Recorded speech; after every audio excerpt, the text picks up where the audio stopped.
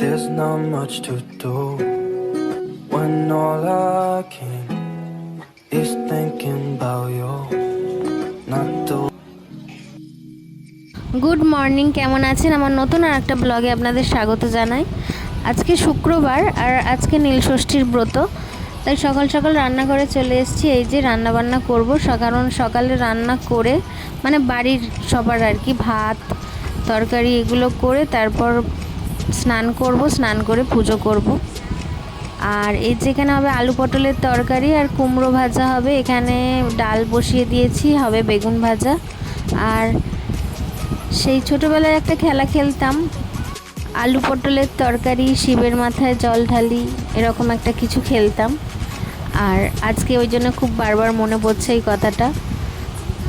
আর এখানে মাম্মামকেও খাওয়াতে হবে, ওই জন্য আজকে ম্যাগি করে দিয়েছি। আর স্নান টান করে পুজোর ঘরে চলে এসেছি, জোগাড় করছি। এখানে ঘিয়ের প্রদীপ জ্বালাচ্ছি। আজকে বিশেষত মায়েরাই পুজো করে তার সন্তানের মঙ্গল কামনায়, আর সন্তানের মঙ্গল কামনায় ঘিয়ের প্রদীপ জ্বালানো এটা খুবই শুভ, ওই জন্য এখানে জ্বালাচ্ছিলাম।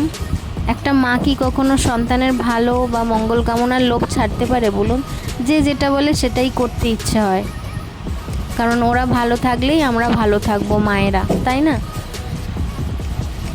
আর এখানে আজকে আলাদা করে অভিষেক করার দরকার হয় না, ওই জন্য এখানে একসাথেই সব কিছু করে নিচ্ছি। গঙ্গা জল, দুধ, ঘি, মধু, দই দিয়ে একসাথেই সিদ্ধি দিয়ে একসাথেই রেডি করে নিচ্ছি জলটা। আর এখানে মাম্মাম জল ঢালছে।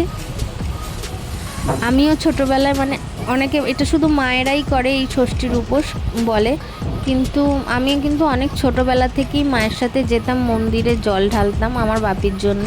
আর এখন মাম্মামও ঢালছেন, অবশ্যই ও উপোস করেনি, ও ভাত খাবে, ও তো ছোটো, ও সব কিছু করতে পারবে না, কিন্তু আমি শেখাই এগুলো করুক। এই কালচার আমাদের বাঙালির মধ্যে, এই কালচারগুলো আছে, ও জানুক, এগুলো শিখুক, ভালোই লাগে এগুলো। আর আমাদের যেহেতু বাড়িতেই শিব ঠাকুর আছে মানে মন্দিরে আর কি, ওই জন্য বাইরে কোথাও যাওয়ার প্রয়োজন হয় না। কিন্তু বাইরে অনেকে আমি যেতাম মন্দিরে জল ঢালতে, হই হই করে, অনেক সেটা আলাদা অনুভূতি। কত লোক আসতো, কত রকম সেজে গুজে আসতো, সেটাও একটা আলাদা অনুভূতি। আর এখানে এই যে পুজো হচ্ছে, পুরোহিত মশাই এসেছে, পুজো করবে বাড়িতে। আর বাড়িতে থাকলে বাড়িতে তো করতেই হবে। আর এখানে মাম্মাম এই যে অন্যায় করছে, দুষ্টুমি করছে। আমি সব কিছু ওই পঞ্চপ্রদীপ রেডি করেছি, আর ও অন্যায় করছে ওগুলো নিয়ে।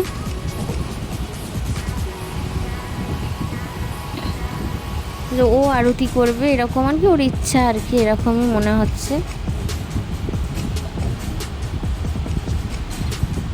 এই যে আমাদের এটা শিব ঠাকুর, বাড়িতে শিবরাত্রিও বাড়িতে করেছি আর নীলষষ্ঠীও বাড়িতে করেছি, কিন্তু এখানে শিবের মন্দির আছে, সেখানে অনেকে যাচ্ছে জল ঢালতে। প্রত্যেকটা মা আজকে তার সন্তানের মঙ্গল কামনায় এই ষষ্ঠীর ব্রত করে।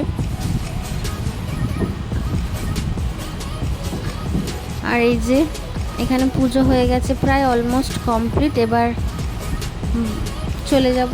আর দুপুরবেলা এখানে অঞ্জলি হচ্ছে, অঞ্জলি হয়ে চলে যাব।